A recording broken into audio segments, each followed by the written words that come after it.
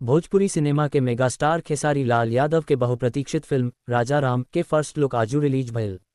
एगो press conference के संबोधित करत खेसारी लाल यादव पत्रकारन का माध्यम से अपील कइलन कि दर्शक उनका काम के सराहया सकारात्मक समर्थन कर सक।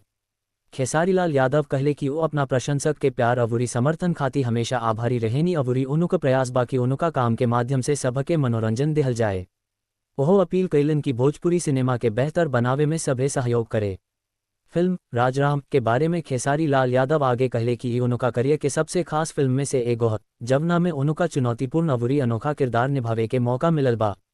राजराम एगो सुपरस्टार के कहानी है, जवना में उनका व्यक्तित्व अवुरी समाज में उनका योगदान के संगे संगे उनका से आयल बदलाव के भी झलक मिलेला। ए फिल्म में खेसारी जी कई गो बेहतरीन किरदार निभवले बाड़न।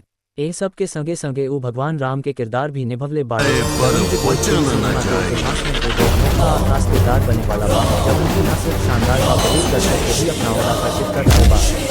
वैसे ही एक युग सामने आई, दर्शकन के जिज्ञासा बढ़ गइल बा। इतना पात्रन के बीच श्री राम के किरदार निभावल अपने आप में एगो सराहनीय बात बा।